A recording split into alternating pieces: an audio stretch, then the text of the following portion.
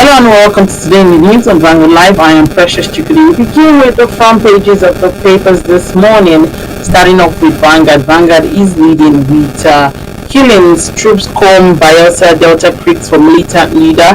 Rider says the demolition of buildings in Okwama continues. Senate joins committee holds meeting with service chiefs. Killing of soldiers inhumane, devilish, and that's coming from IYC. Delta Assembly condemns killings, calls for thorough investigation. TDD asks federal government to address the deteriorating civil-military relations. Niger Delta host communities condemn killing, wants culprit brought to justice. Remind warring communities of OD's sad experience. Robo Youth urge federal government to bring killers to book. You can read that on page 5. Stories about CBN clears valid foreign exchange backlog. You can see that on page 19. A salary structure for judicial officers, CJN to earn 5.4 million naira monthly. NLC Labour Party locked in supremacy battle. You can read that on page 9. Hardship, palliatives not reaching Nigerians. A Catholic Church tells the federal government. We took a look at the Guardian newspaper. The Guardian is leading with federal government spends a 6 trillion naira subsidy on unavailable electricity in 10 years. We can see an infograph showing how the disbursement went from year 2015 to 2024. And on page 3, the Senate passes the student loan bill. And on page 21, the Naira eyes 1,300 naira to a dollar at parallel markets as speculators offload FX. Police arrest kidnappers of Chinese national in Kwara. Army links Kuje jailbreak to absence of CCTV cameras orders. International organization to federal government. Don't scare credible investors away. Settle with Sunrise Mabila Hydro. INEC to CSOs. No election reports, no accreditation. Okwama killing, Robo Monarch INC calls for independent inquiry. CBN says all valid FX backlog cleared. We take a look at the Punch newspaper. The Punch is leading with Naira rebounds to 1,400 naira to a dollar as speculators offload forex. The rider says the Naira appreciates at parallel official markets. Operators foresee 1,200 to a dollar in weeks. CBN tightens news on currency speculators, completes a payment of $7 billion forex backlogs. Of course, photo story showing Nama blames water scarcity as a fire raises 4 Lagos buildings. Lagos transporters accuses OPMESA officers of extortion, harassment.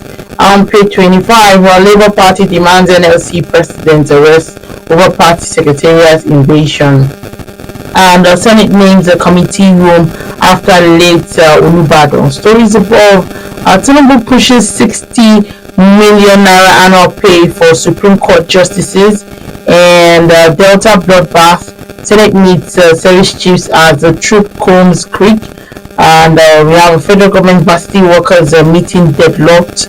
Unions continue strike. And lastly, on the front page of the Punch newspaper, National Assembly passes student loan bill, proposes jail for defaulters. And that's all we can take on the front pages of the papers this morning. Join us after the break. We'll be right back.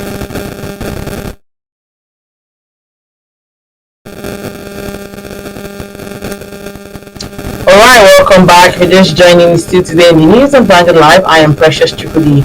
Joining me to talk about some of the stories on the front pages of the papers this morning is Mr. Oludare Mayowa, publisher of Global Financial Digest. It's good to have you join me this morning, sir.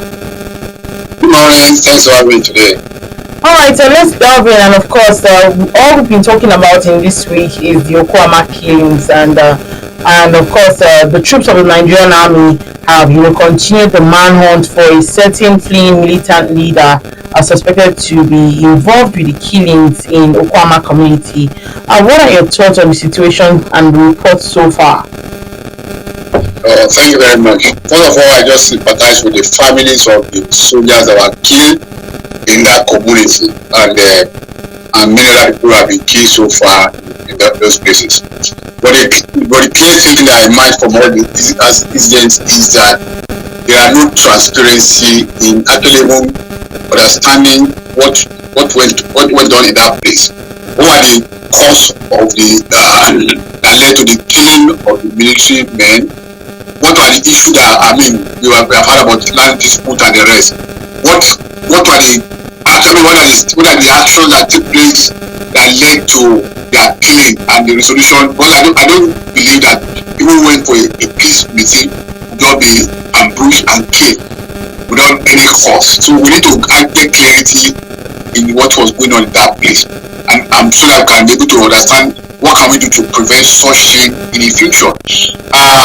The killing of the soldiers are barbaric, whatever the cause, whatever the reason behind it, and the reprisal attack by the soldiers too were not properly conducted, and is condemnable, because I'm very sure that many innocent people will be killed, many innocent property will be destroyed in the process of trying to arrest the criminals in the reprisal attack on the community. So government to actually be communicating to the public what is going on in that place, who authorized the reprisal attack, and what should be done in going forward in such situation where they are being attacked by hoodlums, and how can they deploy technology to arrest those hoodlums rather than just attack the entire community. And there is from the report coming from that end, there are massive destruction currently going on in those communities. We need to really understand some of these things. The soldiers need to conduct themselves and within the line of the rule of engagement, so that we will not have a massive destruction, massive killing of innocent people on the line of their duties. So for me, the government need to do more. The authority of the ministry need to do more to communicate what is going on in that place, so that we can know. And the criminals in that community will be fetched out by the community leaders if they are able to do that. So that we will prevent some this kind of occurrence in the future.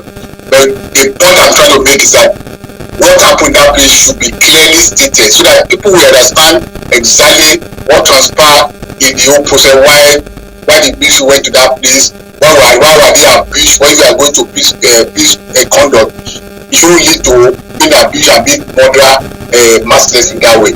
So you have a clear picture of what happened that day, so that we may be able to address the issue and know how to address such issue in the future in your call. Alright, going forward, how should the federal government, address the deteriorating civil-military relations in various parts of the country? Yeah, I think it's more of a number one. We need to really address the dysfunctional system in Nigeria today. Ordinarily, the police are supposed to keep civil security in this country. We overuse our military, involving them in so many. For example, involving military in land dispute, for what reason? Or community clash, for what reason? These are the responsibility of Nigerian police. Government to strengthen the police in such a way they can perform their duties, their function properly, so that the military can be confined to the barracks and only be call out to help the police in the case they are overwhelmed. And in case of external aggression, then can deploy our military. But right now we deploy the military to all over the country. They are on the highways, searching, doing the search and stop and search activities, which are duties of the police. The only way we can avoid some of these clashes between military, we establish a delineation, their limits, their boundaries. There should be a boundary of how the military will operate in this country and the role of the police. And that comes to reforming the police, in ensuring that they are empowered, they are strengthened, they are trained, and they have much equipment so that they have enough manpower to be deployed across this country to carry out their duty effectively. All these local clashes supposed to be deploy police to quell it or to restore peace in those places. And police understand the civilian better than the military. Alright, so moving on now, a bill proposing a new structure for salary and allowances for judicial officers in the country has passed the third reading at the House of Rep. And in the breakdown of the bill, the Chief Justice of Nigeria will be receiving a monthly salary of 5.4 million naira, amounting to 64.8 million naira per annum. What's your take on that?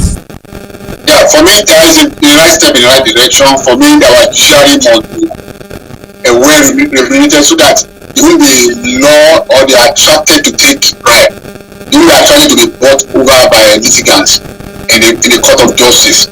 And once they are taken care of, it will be very difficult for a litigant to come and offer them bribe so that can influence the course of justice. So we need to really take care of the judiciary. But like I said, not only the judiciary, for every worker, those who serve this country, they need to examine the living wage. For example, 4.5 million in this economy, what does it worth? It doesn't worth much.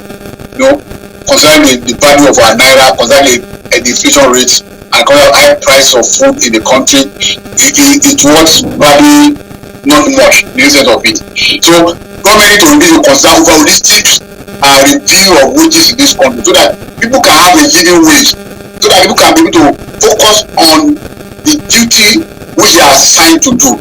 Because if the people are not well remunerated, they look for other means to augment their finance so that they can survive the system. And so the same way should be extended to the police, the same way should be extended to the military, the same way should be extended to the civil servants, not the politicians, not the people who are up there, so that Nigeria could live well in such a way that cannot be exact commitment from them in terms of performance.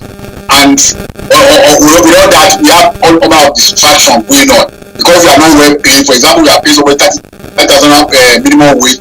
They can't buy a bag of rice, and you want that person to survive, to come to office, how to enter transport. They cannot even fund the transportation. So what that person will resort to, even when he's still on that job, is to look for that means to get source of income to finance himself to survive in the system. That's why we see corruption keep expanding in this country. That's why we find that budgets are feeding corruption, because citizens that are receiving low wages, but their lifestyle is not showing that that's what they are receiving. Because unless we don't need to do the review, same thing judiciary. If you want to reduce corruption to the minimum in every sector of the economy, we need to provide living wage for workers. All right, we move ahead. And what's your take on the supremacy battle between organized labor and Labour Party, with the union insisting that the national chairman, Julius Abu, quits office? Well, the Labour Party, the Labour Union, I think I would rather say that I see the fifth promise, the hand of Esau and the voice of Jacob in what is happening in Labour Party today. And I know that in every democracy, let's fly back to when Obasanjo was president, he actually designated the opposition party to strengthen his position or hold on power. He appointed the chairman of Alliance for Democracy as his special advisor. And over time, we have seen that happen over and over again. We have seen the ruling party overrunning the opposition in order to disseminate them so that they can have a stronghold on power. So for what is going on in the Labour Party, Labour Union today, I see economics, I see a deliberate attempt to decimate the opposition so that they can strengthen the ruling party. And that's what I'm seeing there. What are they fighting over? I don't see they are not in government. They are not controlling any chunk of government that say okay they are the loot of office they are fighting over. And I think the leaders of that political party should sit down and actually iron their differences so that they will not provide room for external forces to destabilize them. There are talks that the reason why organized labor can't fight for the good of the masses, for the rights of the people, is because of the unionism that they share with Labour Party. What's your take? For example, in the UK, we have Labour Party there. So in some other area, Labour Party can actually organize themselves into parties so that what the Labour Union or activity do is to push their people in government so that they have people who can advocate for them in areas of their needs, in areas of their welfare. But there's a delineation between the unionism and political activities. So there should be a clear distinction between labor unionism and what you call a political party. they actually have to be standalone so that each can operate, in minimal independence so that there won't be a friction. But the moment that labor sees there's a parent body like a holding company for labor union, it will not go away. Number one, it will affect their capacity to advocate in the area of their needs, because government will continue to use that to blackmail them, and because they won't be effective. And people who doesn't belong to the Labour Party, for example, and see the labor union organizing protests, calling out for strike, will not be interested to join them, because they are seen are being biased or are being sponsored by the opposition to destabilize the sitting government. So the labor union need to disseminate, they need to create a boundary.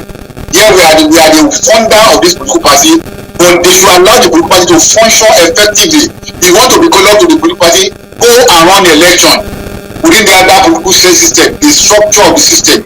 You want to belong to unionism, go and run the election within that structure of the union, so that there won't be a clash of interest within that space. But the moment the labor union to see Labour Party as its own baby, want to supersede the chairman of the party, then there will be crisis. So there should be a clear specification of the function of a political party and the union body. All right, moving on. The Catholic Church has taxed the federal government to subsidize food items and stop giving palliatives to a few individuals for selfish ends. How do you react? Yes, I think bishops are right. If you go Egypt, the economy of Egypt is probably worse than what we are going through in Nigeria today. But you know what's happening in Egypt?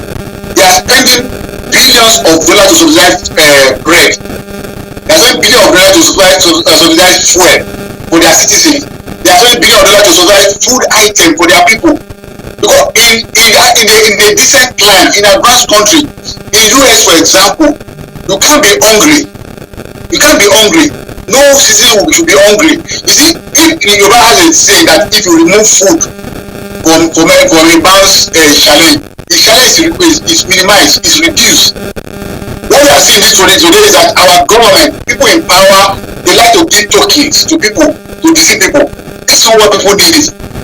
Government should be massively support food production, massively subsidize food for people. What people eat, you reduce the tension in the society. This is why we have agitation today, is that people are hungry. They cannot, food price has gone out of the reach of the people. People cannot buy ordinary fish. A kilo is about 5,000 of fish, ordinary fish. That's the lowest form of fish, so to say.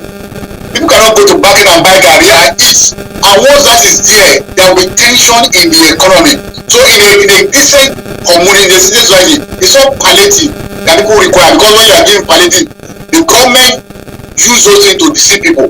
For example, they give in a community, they give 10 people, community of about 1,000. And what are they giving them? They are giving 10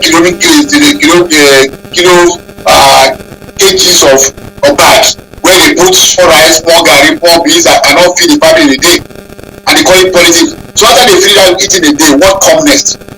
What government should do that? They should empower people to go to the market and buy food at a cheaper rate. If government should sell food in this country today, the farmer, what the government should do is buy the food in bulk from the farmer and establish markets, empower the market to sell at a particular rate subsidized by the government, so that people can have access to food. And I can tell you, if you have access to food, productivity will go up in this country, and there will be less tension in the economy. And people will not bother themselves what the naira dollar is doing. They are doing right, so that they can reduce the pressure. So that's my own position on this. Alright, speaking about food, let's just go to Mr. and Mrs. They have something quite interesting this morning. And Mrs. is saying, just because I gave our neighbor some cooked rice, she started shouting at me, "You were not like this when I married you." And Mr. responds and says, the economy was not like this when you married me. Yes, so what I always give food for anyhow. When they are not probably they have enough in their house, it's good to keep to neighbor. But I think that the couple to agree on what to share. Not like somebody just, that maybe the man was really a clear motive to such things, and they need to really resolve their issue quickly before it escalates and become a public issue. The good one for service always. For me, they are doing a good job.